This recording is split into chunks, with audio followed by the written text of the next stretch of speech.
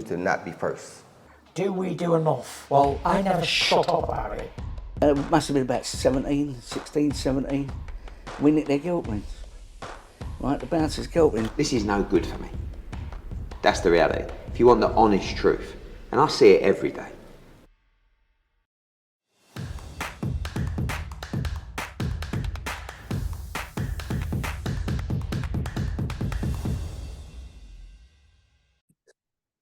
Andrew McCART, IFL TV. I mean, Billy, as I said to you before I pushed record there, I mean, I've not spoken to you in a while, man. I need some of that BN vitamin in my veins, Billy Nelson vitamin, and I've got it this fine Sunday, man. So how are you? I'm good, mate. I'm all right. Busy in the gym.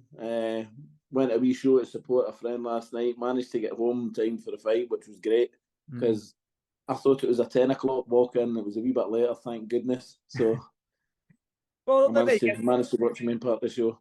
Good. Well, that's the main thing. You watched the main event then, so you watched Usyk versus Daniel Dubois. Now, I want to talk about, obviously, the stoppage for Usyk, but I want to go back into the fifth round because that seems to be the talking point this morning. I've seen a lot of fighters and pundits and ex-fighters and media guys are split on this opinion, whether it was a low blow or a legitimate body shot. Before I ask what your thoughts are this morning, what was your initial thoughts when you saw it live? Well, when I saw it live, initially I thought it was a body shot, and then you see the replay and it's clear as day. It's an illegal blow. What people don't understand is, and it was very, very clear. I watched a clip from the what fight was it? Was it Jared Anderson against his opponent or Costa Butsy last night? The referee said, and to the two boys in the ring, oops, what's happened here? Says to the two boys in the ring, and at the beginning of the fight, he touched the top of both of the protectors. He said, "This is the borderline. Anything, and this is the rules, and it's in the rules book. Anything underneath the top of the top of the protector is an illegal blow." The referee clearly states it, and it's on Twitter this morning. Somebody's put it up and highlighted it. It was an illegal blow. End of. Even on some of the freeze frames from the top of the glove, you can clearly see the top of the protector and the part of his shorts. So it's below the protector, which is an illegal blow. So an illegal blow, end of. What the only argument I could have for Daniel was the rules state that you've got 5 minutes to recover, and if you don't recover, because it was an illegal blow, it would have went to points, then he would have lost anyway, because they lost every round leading up to the fifth round. Let's not forget, he won 1 round of 9, dropped twice. So,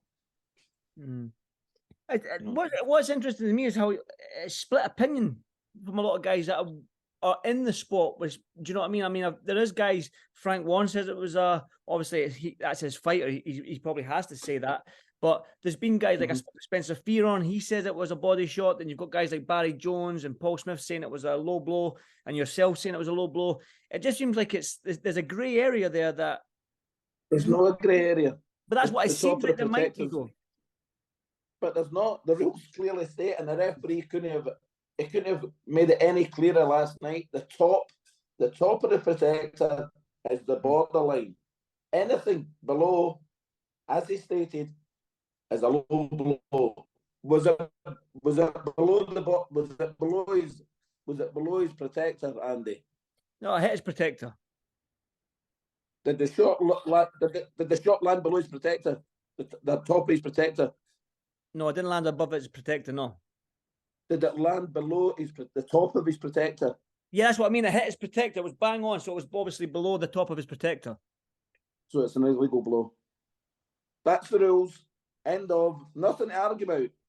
Only nut cutters will say it was otherwise. That's what it is. That's what the rules say. That's what the referee said last night. There's no argument. There's simply no argument. Nothing against Daniel. That's the rules. That's just the rules and the rule book. That's what's said to you at the rules meeting. That's what's said to the both boxers in the change room before the fight, and re-emphasised in the ring before the fight. There's no argument. Well, obviously Usyk took his 5 minutes, whatever it was, and went on to drop Daniel Dubois 2 times, one being the stoppage there. Obviously, the 9th round, a lot of people are going to start questioning again. There's questions over Daniel Dubois' heart when it comes to a fight. And obviously, it was sort of like a sort of corkscrew sort of jab that put him down on the eye socket, and he didn't beat the referee's count. So, yeah, just your thoughts on Daniel and the knockdown from Usyk. I've always maintained, I've always thought that Daniel, from having experience with him in the gym, that he's not a fully fledged 12-round fighter. I think he's an excellent puncher. He's good for 6 or 7 real good rounds, but he's not a solid 12-round fighter. You know, it starts to crumble and have defensive frailties. Middle of a fight, as he did against Joyce, get stopped. As he did against Usyk, stopped. I mean, see the damage that he got against Joe Joyce in the eye. I don't think that'll always be there. You know, against good fighters with fantastic jabs like Usyk, that issue will always remain. That's my concern with Joe Joyce against Zhang. Will that eye's right eye just pop back up again when he starts landing left hands on it again? I think it will. Do you think that's playing in his mind a little bit then when the shots do hit him on the eye socket, that's in the back of his mind, the injury from Joyce?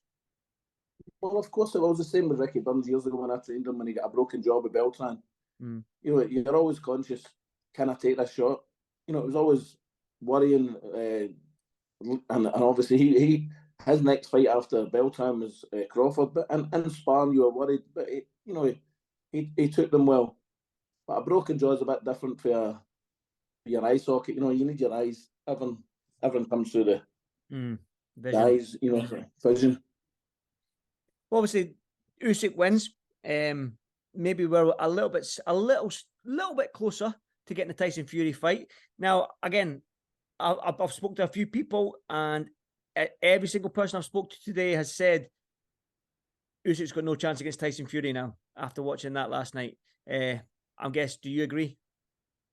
I told you that a year ago, and I've maintained that ever since. And last night re-emphasised to me, I thought Usyk wasn't at his best or anywhere near his best.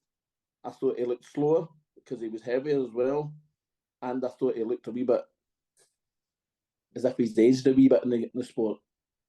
I think Tyson Fury would stop him. I know for a fact Martin McCauley would stop him.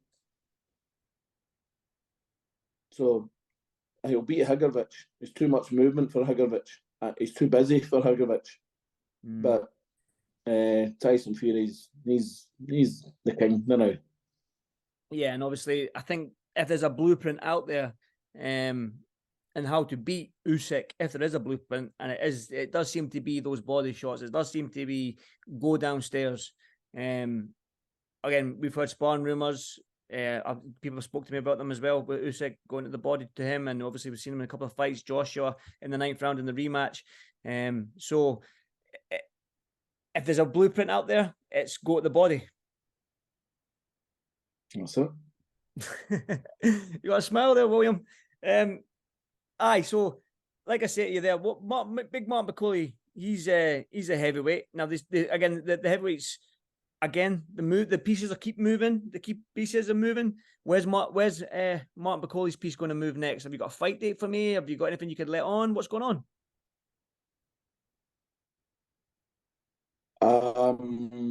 I'm told by our promoter that they've approached somebody and will hopefully get the answer tomorrow. Very good fighter, well known in Britain, but there's a long term plan. We've got a fight after that. So we want one good fight, and then it'll be a big fight. One final one. Obviously, Michael Hunter fought the other week there, or 5 days ago last week. He fought last week. And that one round tournament, was it last week? I thought it was this week. Maybe it was like, well, a week, as far as a week ago, I can't quite remember. We put put on our Instagram, who do you want to see Michael Hunter fight next? And Michael Hunter commented with one name, Martin McCauley. Did you see it? Then Michael Hunter should have said yes when he was offered the fight. Well, I don't know, 3 or 4 weeks ago. He said no. He said no. No, I've seen proof of it. Said no, and then came back the following day and asked for 2.5 times what he asked for. But it was offered.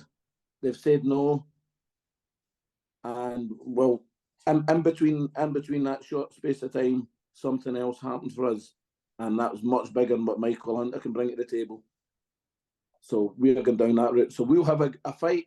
We'll be fighting somebody equally as good as Hunter. Hopefully, if the person says yes. And then it will be a bigger fight, a much, much bigger fight at the early part of next year. Against Michael? Or No. A big fight. Right, a big fight. Michael Hunter is a great fighter. Don't get me wrong. He beat Martin fair and square. Even though Martin had issues, we can't use that as an excuse and won't. But why would you, if you're number 2 in the WBA, fight Michael Hunter, who's got no ranking whatsoever? Yes, he beat us. Okay, I can understand that. That's the only argument people have got. That aside, say I hadn't beaten Martin, why would you fight Michael Hunter? He's not got a ranking. It doesn't enhance your chances to become mandatory or get a final eliminator for the WBA, does it? In any way, shape or form. So, but he was offered the fight and he said no. Well, listen, hopefully I've got a busy week next week. I'm down to Manchester for Smith Eubank, and I'm coming back up the road for Burns Limond, and then back down to Manchester to watch the fight night. I keep saying I'm going to pop into the gym, but I will pop into the gym because I've got a free invitation as always. It's always an open door policy for me and Billy Nelson's gym. So I might just pop up one day. You don't know, William. Who told you that, mate? You I'll said have a word with the governor. I'll have a word with the governor. William, you were talking about 30 months. Are we going? You said. I never said. Listen, I said, is this the 30 month club we're talking about? No, I'm not saying that. I'm saying, look at what I'm doing. You know what I'm doing about open arms? That's what you said to me. I'm going to greet you in my gym with open arms. Did I? No. I tell you what. I tell you what. I want you to get that clip that I said that and post it to me, right? Billy, we've done about 400 interviews, man. I don't know where the heck I'm going to find it. But I'll find it. No. On you go. So look, we've got a busy for now at the end of the year. We've got a very busy time. I'm really looking forward to the end part of the year, along with the young boys that I've got in the gym that are going to have their third and fourth fights, and hopefully they'll get a couple of fights before the end of the year. Sultan's going to be fighting again in November, and I've got a couple of big fights in December. Good. I'm looking forward to and hopefully Martin will be in between that time as well. Perfect. That's good. That's good to hear. Then once they've got fight dates, and obviously big Martin McCauley, once he's got a date set in as well, hopefully we hear news soon. I'll pop up to the gym definitely, and we'll get a good chat about it. But William, as always, love speaking to you, my man. And I might see you at Burns Limond if you're there Friday. No, I'm going down to Manchester. I'm going down to Manchester with Martin for the. Oh, we'll see you in Manchester then. No, I'll see you, man. I'm coming. I'm doing the way in and then coming back up to Glasgow and then going back down to Manchester. So, I'll see you in Manchester then. No bother, mate. Cheers, William. Appreciate it, brother. Thank you. Cheers, mate. Bye-bye. You to not be first. Do we do enough? Well, I never shut up about it. It must have been about 16, 17. We nicked their guilt rings. Right, the bouncer's guilt ring. This is no good for me. That's the reality. If you want the honest truth, and I see it every day.